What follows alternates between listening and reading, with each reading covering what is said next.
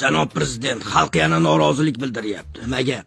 O'qituvchilarning oyligini yana 3000 dollarga oshiringlar deyishyapti. 5000 dollarni oyiga yetkazolmayapmiz deyishyapti. Suv ichkim keldi. 1000 dollar. Yo, 1000 dollar qo'shsa kulgili bo'ladi. Nima degan? Unday bo'lsa, srochnik bitta davlat topish kerak. Ha, ularga qarshi urush boshlab, neftini olib qo'yamizmi?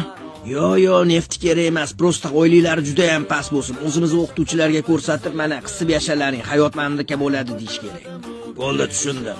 Bor shunaqasi. Xullas, oylik 2000 dollardan ko'p bo'lmasligi kerak. O'zbekiston degan davlat bor.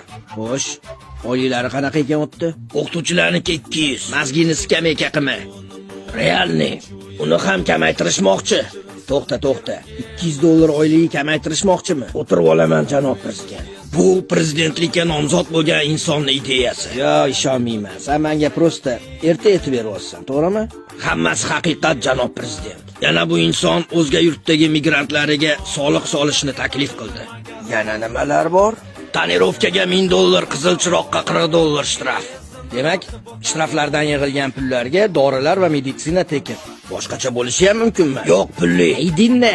Bu hali hammasi emas, janob prezident. U yerdagi deputatlarning fikricha, kuniga $0.5 pul topgan odam kambag'al hisoblanmaydi. To'ppa to'g'ri. U kambag'al emas, qashshoq hisoblanadi. Yo'q, ularning fikricha bu pul bilan hayot kechirsa bo'ladi. Ishonmayman. Bu barchasi haqiqat. Demak, go'sht narxi 10 sent. Go'sht 7 dollar. Umuman olganda hamma narsa qimmat. Lekin hamma narsa o'zlarida chiqadi. Xalq shu narsalarga ko'nib yashayveradimi? Xalq qongi san'atkorlar va avtozavod bilan band. Bas qil. Yo'q, men xalqimga bunaqa hayotni ko'rsata olmayman. Nima qilamiz unda? Oyliklarni oshirar ekanmiz-da. Jamoat jami yana onda bo'lsa, hamma jami do'st